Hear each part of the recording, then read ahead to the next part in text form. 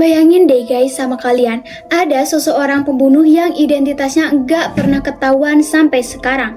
Padahal kasusnya udah lebih dari 130 tahun yang lalu.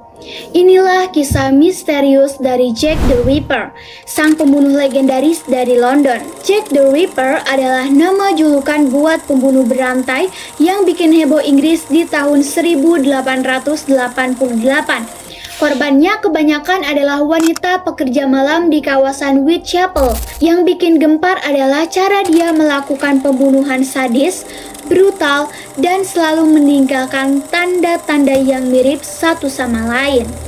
Sejak Agustus sampai November 1888, ada 5 korban utama yang sering disebut sebagai Canonical Five. Mereka adalah Mary Ann Nichols, Annie Chapman, Elizabeth Stride, Catherine Edwards, dan Mary Jane Kelly. Tubuh mereka ditemukan dengan kondisi mengenaskan, bahkan ada yang dimutilasi. Kira-kira kenapa sih disebut dengan nama Jack the Ripper? Jadi gini guys, ada surat yang dikirim ke kantor pada waktu itu.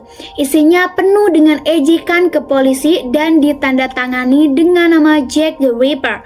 Walaupun banyak ahli yang bilang surat itu kemungkinan cuma dibuat-buat, tapi nama itu terlanjur populer dan dipakai sampai sekarang. Polisi Inggris waktu itu nyaris putus asa. Ratusan orang diperiksa, tapi tidak ada satupun bukti yang kuat. Beberapa nama tersangka pun sempat muncul, mulai dari dokter, tukang jagal, sampai bangsawan. Bahkan ada teori tergila yang bilang Jack the Ripper itu mungkin lebih dari satu orang. Uniknya, setelah November 1888, pembunuhan dengan pola serupa tiba-tiba berhenti. Seolah-olah Jack the Ripper menghilang begitu saja.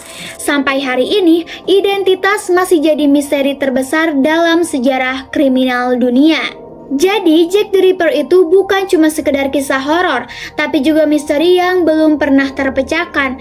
Satu hal yang pasti, kasus ini bikin dunia sadar betapa menakutkannya sosok pembunuh berantai yang tidak pernah tertangkap. Nah guys, aku mau tanya, menurut kalian siapa sih yang paling mungkin jadi Jack the Ripper? Atau jangan-jangan dia memang sengaja dirahasiakan? Tulis pendapat kalian di kolom komentar ya. Dan jangan lupa di follow biar gak ketinggalan cerita misteri lainnya. And bye!